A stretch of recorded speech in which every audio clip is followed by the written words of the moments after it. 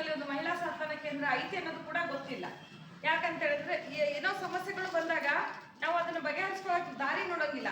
ಒಮ್ಮೆ ನಾವು ಎಲ್ಲಿ ಹೋಗ್ತೀವಿ, ಭಾಳ ಅಂದ್ರೆ ಕೋರ್ಟ್ ಹೋಗ್ತೀವಿ, ಪೊಲೀಸ್ ಸ್ಟೇಷನ್ ಹೋಗ್ತೀವಿ. ಅದಕ್ಕಿಂತ ಒಂದು ನಿಮ್ಗೆ ಇನ್ನೂ ಸಾಂತ್ವನ ಕೊಡುವಂಥದ್ದು, ಸಮಾಲೋಚನೆ ಮಾಡುವಂಥದ್ದು ಒಂದು ಕೇಂದ್ರ ಅಂತ ಹೇಳಿದ್ರೆ ಅದು ಮಹಿಳಾ ಸಾಂತ್ವನ ಕೇಂದ್ರ. ಈ ಸಾಂತ್ವನ ಕೇಂದ್ರದಲ್ಲಿ ಮಹಿಳೆಯರಿಗೆ ಸಂಬಂಧಪಟ್ಟ ಎಲ್ಲ ವಿಷಯಗಳನ್ನು ಕೂಡ ಮೇಡಮ್ ಅವರು ನಿಮ್ಗೆ ತಿಳಿಸ್ಕೊಡ್ತಾರೋ. ಇವ್ರನ್ನ ನಾನು ನನ್ನ ಕಾರ್ಯಕ್ರಮಗಳಿಗೆ ಆಲ್ಮೋಸ್ಟ್ ನಾನು ನೇತ್ರಾವತಿಗಳನ್ನು ಕರ್ಕೊಂಡು ಹೋಗ್ತೀನಿ.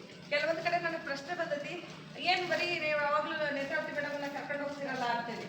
ಯಾಕಂದ್ರೆ ಸಾಂತ್ವನ ಕೇಂದ್ರದ ಸಮಾಲೋಚನೆ ಅಂತ ಬಂದಾಗ ನಮ್ಗೆ ನೇತ್ರಾವತಿ ಮೇಡಮ್ ಕಾಣೋದು, ಮತ್ತೆ ಯಾರು ಕಾಣಂಗಿಲ್ಲ. ಇಲ್ಲಿ ಒಳ್ಳೆ ಮಾಹಿತಿಗಳನ್ನು ಕೊಡ್ತಾರೋ, ಒಳ್ಳೆ ವಿಷಯಗಳನ್ನ ಅವ್ರು ನಿಮ್ಗೆ ಮುಟ್ಟಿಸುವಂಥ ವ್ಯವಸ್ಥೆ ಮಾಡ್ಕೊಡ್ತಾರೋ. ನಾನು ಕೆಂಪನಲ್ಲಿ ಕರ್ಕೊಂಡು ಬರಲಿಲ್ಲ ಇಲ್ಲಿವರೆಗೂ ಅವರನ್ನ. ಇನ್ನು ನೆಕ್ಸ್ಟ್ ಕಾರ್ಯಕ್ರಮದಲ್ಲಿ ನಾನು ಕರ್ಕೊಂಡು ಬರ್ಬೇಕಂತಿದ್ದೆ, ಕರ್ಕೊಂಡು ಬರ್ತೀನಿ. ಇನ್ನೂ ಒಂದು ಸ್ವಲ್ಪ ಆಪ್ತವಾಗಿ ನಿಮ್ಮೊಟ್ಟಿಗೆ ಸಮಾಲೋಚನೆ ಆಗತ್ತವ್ರು ಅವ್ರದ್ದು ಇಲ್ಲಿ ಅಂತ ಹೇಳಿದ್ರೆ ಎಲ್ಲರ ಮಧ್ಯೆ ಒಂದು ಸ್ವಲ್ಪ ವಿಷಯಗಳನ್ನ ಅವ್ರು ಹೇಳ್ಬೋದು. ಈ ಒಂದು ಕಾರ್ಯಕ್ರಮದಲ್ಲಿ ನಾನು ಮಾತಾಡ್ತಾ ಹೋದ್ರೆ ಭಾಳ ಹೊತ್ತಾಗುತ್ತೆ. ಈ ಕಾರ್ಯಕ್ರಮದ ಮೂಲ ಉದ್ದೇಶ ಅವರಿಂದ ಮಾಹಿತಿ ಕೊಡ್ಸೋದಾಗಿರೋದ್ರಿಂದ ಅವ್ರಿಗೆ ಮಾತಾಡೋಕ್ಕೆ ಅವಕಾಶ ಮಾಡಿಕೊಟ್ಟು ನನ್ನ 2 ಮಾತುಗಳನ್ನು ಕೂಡ ಮಾಹಿತಿ ಪಡ್ಕೊಳ್ಳಿಕ್ಕೆ ಬಂದಿದ್ದೀರಲ್ವಾ. ಇದು ಕರ್ನಾಟಕ ಸರ್ಕಾರ ಮಾಡುವಂತಹ ಯೋಜನೆ ಆಗಿದೆ. ಅಂದರೆ ಪ್ರತಿ ತಾಲೂಕಲ್ಲಿ ಕೂಡ ಈ ಸಾಂತ್ವನ ಕೇಂದ್ರ ಕೆಲಸವನ್ನು ಮಾಡ್ತಾ ಇದೆ. ಏನೇನು ನೊಂದಂತಹ ಮಹಿಳೆಯರಿಗೆ ಯಾವ ರೀತಿ ಸಹಕಾರ ಮಾಡ್ತಾ ಇದೆ ಆಗಿರ್ಬೋದು, ಅತ್ತೆ ಮಾವ ಹಿಂಸೆ ಕೊಡ್ತಾ ಇರ್ಬೋದು. ಒಟ್ಟು ಹೆಣ್ಣಿಗೆ ಅನ್ಯಾಯ ಆಗ್ತಾ ಇದ್ರೆ ಆ ಮಹಿಳೆ ಎಲ್ಲಿಗೆ ಹೋಗ್ತಾಳೆ ತಕ್ಷಣ ಕಂಪ್ಲೇಂಟ್ ಕೊಡಲಿಕ್ಕೆ ಪೊಲೀಸ್ ಸ್ಟೇಷನ್ಗೆ ಹೋಗ್ತಾಳಲ್ವಾ. ಬಟ್ ಅವಳಿಗೆ ಅಲ್ಲಿ ಹೋದಾಗ ಸಹಕಾರ ಸಿಗದೆ ಇರ್ಬೋದು. ಅಂತಹ ಒಂದು ಸಮಸ್ಯೆ ಆಗಬಾರ್ದು ಅಂತಲೇ ನಮ್ಮ ಕರ್ನಾಟಕ ಸರ್ಕಾರ ನೊಂದಂತಹ ಮಹಿಳೆಯರಿಗೆ ಸಹಕಾರ ಪಡ್ಕೋಬೇಕು ಅಂತಲೇ ಈ ಸಾಂತ್ವನ ಕೇಂದ್ರಗಳನ್ನು ಜಾರಿಗೆ ತಂದಿದೆ. ಚನ್ನಗಿರಿಯಲ್ಲಿ 2008ರಿಂದ ಚನ್ನಗಿರಿ ಸಾಂತ್ವನ ಕೇಂದ್ರ ಓಪನ್ ಆಗಿರೋದು. ನಾವು ಕೆಲಸವನ್ನು ಮಾಡ್ತಾ ಇರೋದು. ನೊಂದಂತಹ ಮಹಿಳೆಗೆ ನಾವು ಯಾವ ರೀತಿ ಸಹಕಾರ ಕೊಡ್ತಾ ಇದ್ದೀವಿ, ಆ ಮಹಿಳೆಗೆ ನಾವು ಯಾವ ರೀತಿ ಬೆಂಬಲ ಕೊಡ್ತಾ ಇದ್ದೀವಿ ಅದ್ರ ಬಗ್ಗೆ ನಿಮಗೆ ಸ್ವಲ್ಪದ್ರಾಗಿ ನಾನು ಮಾಹಿತಿಯನ್ನು ಕೊಡ್ಲಿಕ್ಕೆ ಇಷ್ಟಪಡ್ತೇನೆ. ನೋಡಿ, ಒಂದಂತಹ ದೌರ್ಜನ್ಯಕ್ಕೆ ಪಟ್ಟಂತಹ ಮಹಿಳೆ ನಮ್ಮ ಕೇಂದ್ರಕ್ಕೆ ಬಂದು ಕೇಸನ್ನು ಕೊಡ್ತಾಳೆ.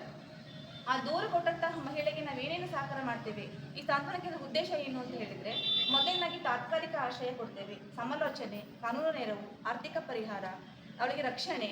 ಅದು ಸ್ವಯಂ ಪ್ರೇರಣೆಯಿಂದ ಅವಳು ತನ್ನ ಕಾಲನ್ನು ತಾನು ಇಟ್ಕೊಂಡು ಅವಳು ದುಡಿಮೆ ಮಾಡ್ಕೊಂಡು ಇರಬೇಕು. ಅವಳಿಗೆ ಆ ಥರ ನಾವು ಅವಳಿಗೆ ಸಶಕ್ತನಾಗಿ ನಾವು ಮಾಡ್ತೇವೆ.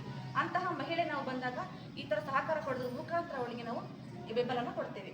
ಏನೇನು ಮಾಡ್ತೀವಿ ಅಂತ ಹೇಳಿದ್ರೆ, ಮೊದಲಾಗಿ ಅವಳು ಬಂದು ದೂರನ್ನ ಕೊಡ್ತಾಳೆ. ಅಂತಹ ಮಹಿಳೆ ನಾವು ತಾತ್ಕಾಲಿಕ ಆಶ್ರಯ ಕೊಡ್ತೇವೆ. ನೋಡಿ, ಒಬ್ಬ ಮಹಿಳೆ ದೂರನ್ನ ಕೊಟ್ಟಾಗ ಅವಳಿಗೆ ಗಂಡನ ಮನೆಯಲ್ಲಿ ಆಶ್ರಯ ಇರೋದಿಲ್ಲ, ತುಂಬ ಸಮಸ್ಯೆ ಆಗ್ತಾ ಇರುತ್ತೆ. ಕಂಪ್ಲೇಂಟ್ ಕೊಟ್ಟಾಗ ನಾವು ಅವರಿಗೆ ಫೋನ್ ಮಾಡಬೇಕಾಗುತ್ತೆ. ಅವಳಿಗೆ ನಾನು ಗಂಡ ಮನೆಗೆ ಹೋಗೋಕ್ಕಾಗೋದಿಲ್ಲ ಅಂತ ಹೇಳ್ತಾಳೆ. ತಂದೆ ತಾಯಿ ಇದ್ದರೆ, ಅವರ ಪೇರೆಂಟ್ಸ್ ಯಾರು ಇದ್ದರೆ ಅವಳಿಗೆ ಕರೆಸ್ಬಿಟ್ಟು ನಾವು ಕಳಿಸುವಂಥ ವ್ಯವಸ್ಥೆಯನ್ನು ಮಾಡ್ತೇವೆ. ಬಟ್ ಅವಳಿಗೆ ಯಾರೂ ಇಲ್ಲದೆ ಇದ್ದಾಗ ನಾವು ದಾವಣಗೆರೆಯಲ್ಲಿ ಸ್ಟೇಟ್ ಹೋಮ್ ಆಗಿರ್ಬೋದು, ವಸತಿ ನಿಲಯಗಳಿದ್ದಾವೆ, ಶುಭೋದಯ ಆಗಿರ್ಬೋದು, ಜಾಗೃತಿ ಮಹಿಳಾ ಸಂಘಗಳಾಗಿರ್ಬೋದು, ಅಂತಹ ಮಹಿಳೆನ ಅಲ್ಲಿ ಕಳಿಸ್ಕೊಟ್ಬಿಟ್ಟು ಅವಳ ಸಮಸ್ಯೆ ಬಗೆಹರಿಯೋರು ಕೂಡ ಅವಳಿಗೆ ಅಲ್ಲಿ ಇಡುವಂಥ ವ್ಯವಸ್ಥೆ ಇದೆ. ಹಾಗೆ ಸಮಾಲೋಚನೆ ಮೂಲಕ ಸಮಸ್ಯೆಯನ್ನು ಬಗೆಹರಿಸ್ತಾ ಇದ್ದೀವಿ. ನೋಡಿ, ಗಂಡನ ಮೇಲೆ ಅವಳು ಕಂಪ್ಲೇಂಟ್ ಕೊಟ್ಟಾಗ, ನನಗೆ ಗಂಡನೇ ಬೇಡ ಮೇಡಮ್, ನಾನು ತುಂಬ ಹಿಂಸೆ ಕೊಡ್ತಾ ಇದ್ದಾರೆ, ನನಗೆ ಗಂಡ ಮನೆಗೆ ಇರ್ಲಿಕ್ಕೆ ಆಗೋದಿಲ್ಲ, ಅತ್ತೆ ಮಾವ ತೊಂದರೆ ಕೊಡ್ತಾ ಇದ್ದಾರೆ, ನಾದನಿ ಹಿಂಸೆ ಕೊಡ್ತಾ ಇದ್ದಾಳೆ ಅಂತ ನಮ್ಮ ಮಹಿಳೆ ನಾವು ಕೌನ್ಸಿಲಿಂಗ್ ಮಾಡಿದಾಗ ಆ ಮಹಿಳೆ ಹೇಳುವಂತಹ ಮೊದಲನೇ ಪ್ರಶ್ನೆಗಳಿವೆಲ್ಲ ಇರ್ತವೆ. ಆಗ ಅವಳಿಗೆ ನಾವು ಸಮಾಲೋಚನೆ ಮಾಡಿಬಿಟ್ಟು, ನಾವು ಇದೀವಮ್ಮ, ನಿಮಗೇನು ಸಮಸ್ಯೆ ಆಗೋದಿಲ್ಲ, ಸರ್ಕಾರಿನ ಬೆಂಬಲ ಇದೆ, ನಿಮಗೇನು ತೊಂದರೆ ಆಗೋದಿಲ್ಲ ಅಂತ ಆ ಮಹಿಳೆಗೆ ನಾವು ಸಮಾಲೋಚನೆ ಮೂಲಕ ಅವಳಿಗೆ ಧೈರ್ಯವನ್ನು ತುಂಬುವಂಥ ವ್ಯವಸ್ಥೆಯನ್ನು ಮಾಡ್ತಾ ಇದ್ದೇವೆ.